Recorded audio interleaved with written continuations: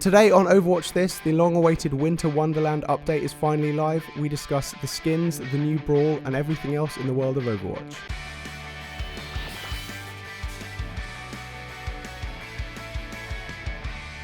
Hello everybody and welcome to Overwatch This episode 12. 12. 12. That voice you hear is obviously Ben. Hello Ben. Hello. And it's Joel here. And today we are talking primarily about Winter Wonderland.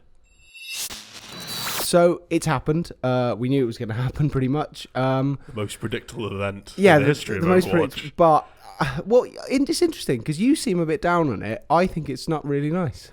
A little. So yes, it's happened. There are a bunch of skins. There's some map changes. There's 12 new skins, 5 legendary, 7 epic, and Ben's a bit down on it. But I'm a far more Christmassy in general than Ben is. So that's why. I just hate it. I that'll can't stand do it. I think that might be a small part of it.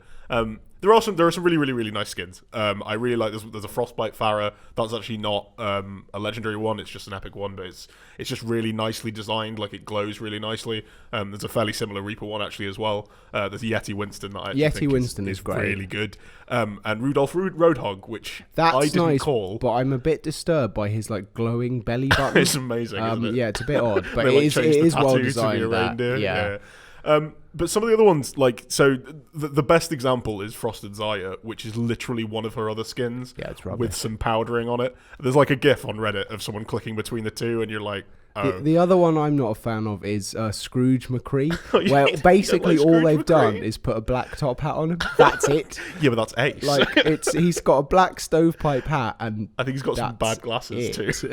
It's rubbish. Some of them are really nice. Yeah, though. And then there's also the May one, which also caused a bit of a controversy in the in that it's fairly similar to her other skins, but it's a legendary, and it's an event legendary, which are meant to be whoa, right, and be really different. And it's pretty much her other skins recolored red with a bow on the robot and a Santa hat, but it actually changes some of her other abilities as well. When she goes into the ice block, she has a snowman head on top of it instead of it being just made of ice. So there's kind of a back and forth on that about whether it's worth it or not. Right. But I feel like there should never be a back and forth. You should see these skins and be like, I really want that. Want it right now. I'm going to spend all my money. No one's happy with everything, right? Everyone's just malcontented these days. The thing I really liked is that little introductory video to it that they put out, because it's just full of typical Overwatch charm. It's very just nice, really nice, and it just made me smile. It is. What is good about this, because they kind of missed this during Halloween because it was about, scaring people and being spooky and all the rest of it, and they still managed to make it quite charming. But with this, they can just kind of go full joy. And as we've discussed a couple of times, there aren't a lot of games that go full joy. It's so weird. It's just thinking about it, it's so weird. This is a competitive multiplayer shooter, yet the overriding theme is one of happiness and joy. Yeah, and it makes no sense at all that they've managed to do this. Darkness and, so anyway, I think it's really lovely. I guess part of your argument is that Halloween felt more seasonal, or that there was a bit more creativity to it, and I guess there's probably some truth to that, but. It's just happy, right? It's Christmas. It's nice. Just nice. Yeah, I think part of it is that, as we were saying, it's a competitive online shooter. It's a lot easier to make evocative, I guess that's the word I want to use, skins of spooky monsters and that sort of thing than it is to make something that makes you want to play that character and shoot other people that is happy-go-lucky Christmas themed. And I think there's a lot more. God, I don't even know how to put this, cultural memory around Halloween, where you go, oh yeah, that's something I recognise. That's a zombie. That's a vampire. That's a. I guess with Christmas, there's monster. A few. I mean, there's a few things. You've got your Santa. You've got the reindeer. Torbjorn Santa is also very good. Torbjorn Santa's got two trees on his back. It's quite predictable that was going to be what he got, but it's really nice. And I suppose one thing we've got to do is think about where they're setting the bar for these skins in future. Within Overwatch itself, but also where the bar is against other games that do skins, right? Do major release skins. So I guess that's part of the argument. Yeah, and the thing is, the answer to that is that they're way behind. The League of Legends highest tier of skins, there are 4 of them in the entire world, and they're amazing. They are they sell them for £30, right? Which is ridiculous, obviously, but they are at least nearly worth it. They have a massive difference in how you play the character in terms of the aesthetics of that. Obviously, it doesn't actually change any of the abilities or how they operate, but it makes you feel like you're playing a different character. Right. And Dota is a little behind League of Legends, in my opinion. I'm sure there are people that would fight against that, but again, their like immortal skins and stuff like that are really impressive and really very different, and like change the look of abilities, change how characters interact with each other and that sort of thing. And it sounds, if you're like not into these games and it's not something that you follow all the time, it might be something where you're just going, why does anybody care about this? Like this is it's just skins. Who cares? And the answer is the people that you need to make your game continue to be popular, they really care. Yeah. Like this is the stuff where someone will go, I've never played League of Legends, but holy crap, that DJ Sona skin looks really, really cool. I'm going to play this game. I'm going to spend 30 quid on that skin because, you know, they're just somebody who has a decent amount of expendable income, hasn't bought a game that week, that month, whatever, and goes, okay, I'll try League of Legends and I'll drop a little bit of money on it. I think also it's good for like lapsed players to come back if they've played a game for a while but they've maybe started to lose interest. They see a skin that they're so compelled that they have to play in that skin, they will come back to a game. And I think a lot of this comes down to rarity, like you say. I think if you have such a small select number of amazing skins in whatever tier you call it, whatever name you give that tier, it doesn't really make a difference. But that is kind of the thing, and having those as like really aspirational things that very few people have, I think that's the important thing. And it's difficult with Overwatch because it's such a new game, and this is the third of these events we've had. The skins are very nicely designed, but like you say, some of them do feel slightly token. And I feel like, for longer term, for that appeal for lapsed players or to bring in new players, they're probably going to need to get, if not another tier, because that's probably overkill, but they're going to need to like go a bit nuts on like a really select number of character skins and have those as super rare so that it has that level of enticement for players. Yeah, I think so. And like what they implied was that was what the event legendaries would be. And it's just not the case. It's just not the way it is. And that is fine. Like, these skins are nice, and they are going to be rarer because you can only get them for the next 3 weeks. The event does end on January 2nd, incidentally. And yeah, you can only get the Halloween skins. It's out now. It ends January 2nd. So like you say, there's a limited window. It's over Christmas. It's all very lovely and very seasonal. But there's probably still some work to be done in future. I think what will happen at some point is there'll be like an overhaul where they'll go, okay, all these skins that aren't good enough, we're just going to make those like rares. We're going to make those cheap. All the ones from Halloween events, whatever, that we made originally that just aren't good enough, they're going to become rares, and they're not limited to the event. You can just get them if you want. Epic now means this, and it has this number of features, and it always means that at least one of the abilities is changed or something like that. Then Legendary, okay, it always means that this is happening or that's happening. Yeah. And then I expect there would, be another tier that is very unpopulated, like everyone, because everyone has 4 Legendaries. This would be like everyone had like 4 characters have one of these, and then they would develop it over time, and that would be like super special stuff. It costs like, I don't know, 10,000 credits, like just loads and loads and loads. Maybe they just wouldn't be in boxes. The only way to get them is to get a bunch of credits. I think or that's whatever. what you have to do. And then that'll be something that people will just want. And I think if the game develops along the lines that we're expecting it to, it becomes a League of Legends, a Dota. That is something that will just naturally happen over time anyway. Like, League of Legends didn't start with Ultimate Skins. The first one was like 6 years after the game came out. The game is now, like 7 or 8 years old. Yeah. So we have time. I don't think it'll take that long, but I think you're right. I think going to happen. If they reclassify a load of the older skins, if they then lay down some sort of fairly strict criteria, like you say, that an Epic has X amount of features, ability changes, a Legendary has Y amount, and then there's whatever the hell they call it, the other thing. That's probably a good way going forward to try and keep these things to have some level of meaning and import to the player base, probably. Yeah, I think so. What's also worth mentioning is what there is this time around, is there's a couple of new highlight intros and a couple of emotes as well, and some of those are really, really good, and I think there's a lot more creativity in those than there is in some of the skins that have come out. And I do wonder if they're just going, okay, well, we need 12 skins. And it's like, but we've got way more ideas for cool emotes and cool highlight intros. Yeah. And maybe they should stop thinking, okay, we've got to have 12 skins. I think that's true. There's no need for them to tie their hands like that. Yeah. Because it is all free. Like, we're complaining about a bunch of stuff that is free. Like, this is being added to the game. You don't have to pay anything for that. You have to pay, or you have to get lucky to actually get them as characters for yourself, and the Brawl that we'll talk about in a moment, that's also totally free. But yeah, I don't think they should limit themselves by saying, okay, every event needs to be 12 skins or every event needs to be 10 skins. It should just be, it needs to be a certain amount of stuff. Like, it needs to be a certain megabyte of patch space, like, and you can add whatever you like in there. There's a really good Zarya emote where, there's one of 3 options for it where she opens a present, and one of them she just endlessly opens presents. There's a present inside of it, and it just dolls forever. So yeah, there is some really good stuff in this, but I'll be really interested to see what they do next time, and then like in 2 years, 3 years, how it ends up. So the other big thing we've got, as well as skins and emotes, is a new Brawl, and it's called one of 2 things, as we've just been discussing. It's either called Snowbrawl or it's called Maze Snowball Offensive. Jesus, this is getting confusing.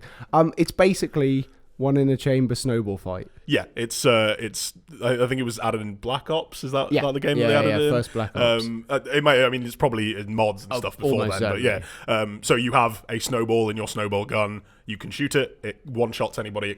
I guess it's going further back, it's GoldenEye on N64. Yeah, or it's like Man with a Golden Gun. Yeah. I mean, it's that, isn't it? Yeah, but you only have one bullet, and you can reload it from like piles of snow. You have to stand still and like click on the snow for quite a while, so you're quite vulnerable when you do that.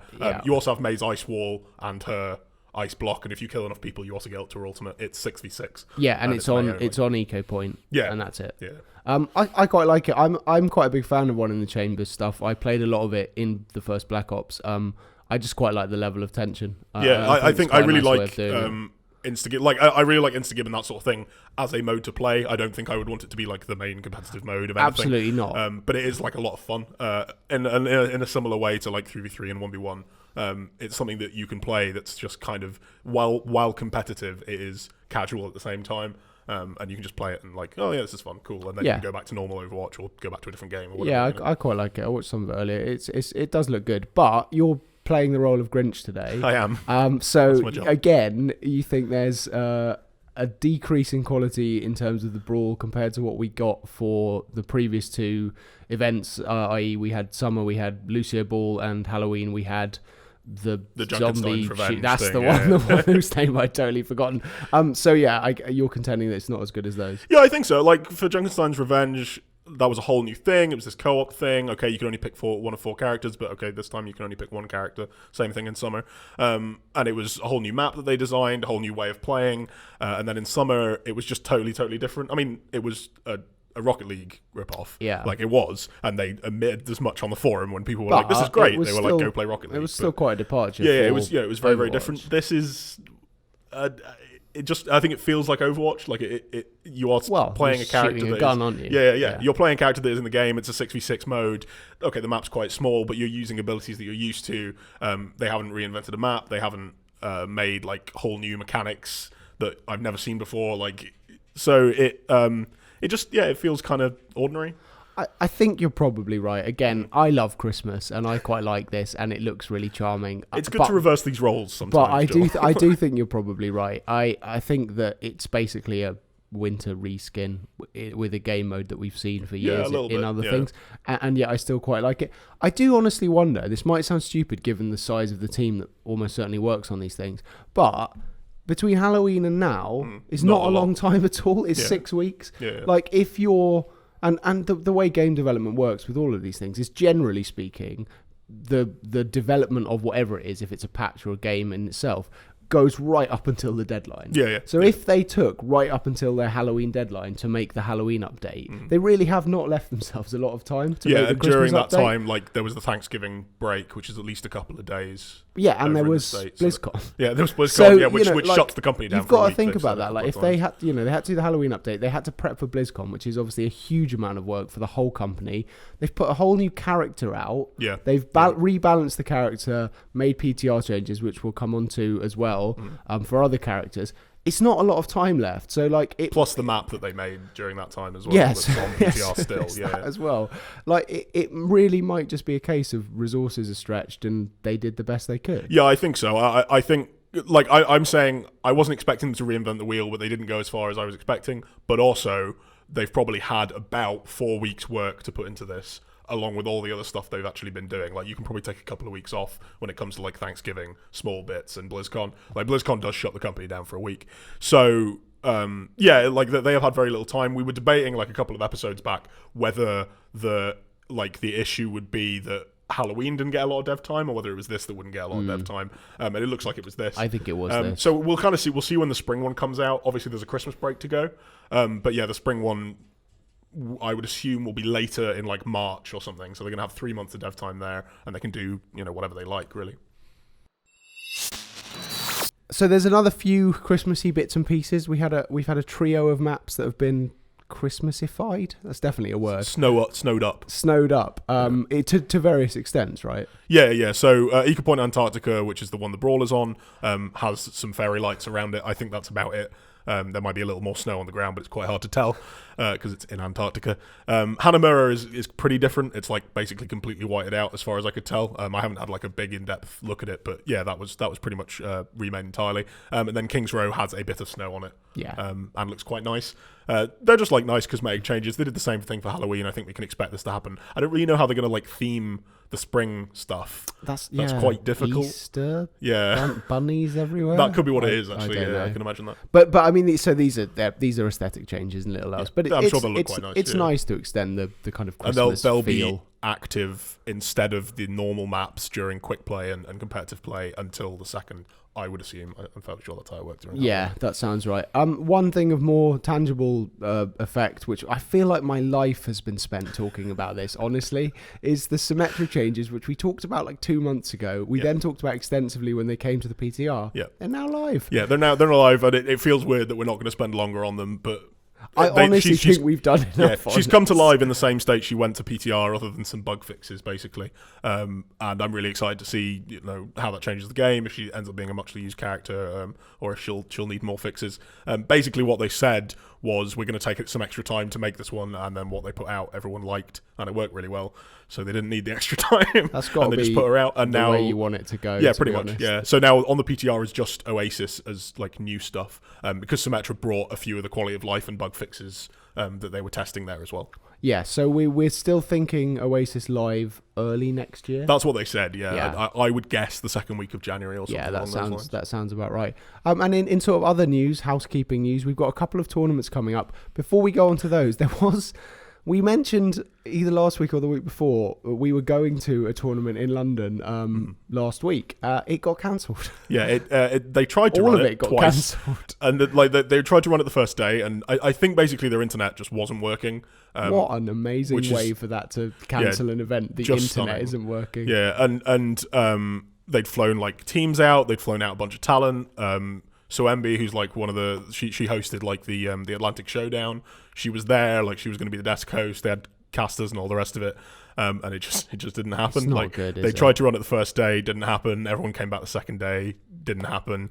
I've no idea what it was like there. I've seen a few tweets of people going like, this didn't work. Hopefully the people whose fault it is own up to it. I don't know if they did, but if they don't, I'm sure there'll be some amusing drama and fallout. And I mean, we're not pointing any fingers. We genuinely don't know whose fault it was. Yeah. We just want to tell you that it was through no dereliction of duty on our part. We were ready to go, and then it got cancelled. Yeah, so there weren't any interviews or anything out of that, which is a shame. But hopefully we'll get the opportunity.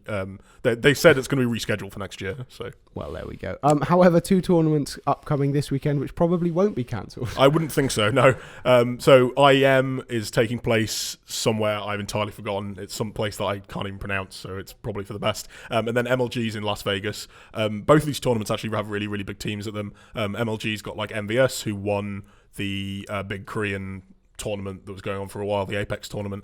Wow, I hope I've got that right. I think I have. I think that's right. Yeah, and then Rogue and Misfits are both at IEM, but at MLG there's also a few other really good teams from like the Overwatch Open and that sort of thing. So both of those tournaments are actually pretty huge. The last 2 tournaments of the year, I don't know why they're happening on the same weekend, so we can't have all these teams in one place. Because IEM, all the good Korean teams are IEM as well. Right. So like IEM is like 4 really good Korean teams, 2 really good Western teams, and MLG is like the best team in the world plus a load of other like decent teams. But to be honest, it's quite good that they're keeping them separate, because what's happened in like a game like CSGO is every time you tune in, it's like the same 6 really good teams, which is great to watch. But it means if you miss one weekend, it doesn't really matter, because 2 weekends down the line, they'll be the same thing for the same prize money. And all the rest of it. Is this basically closing off the year's? Yeah, it looked like it. I was having a look at the schedule, and it looks like there's some stuff in January, obviously. But yeah, like this is kind of the last weekend of anyone doing any real business in esports or competitive gaming. Okay, that's it for this week. Thanks for tuning in, and stick around for next week's show when we will be doing our big 2017 prediction special.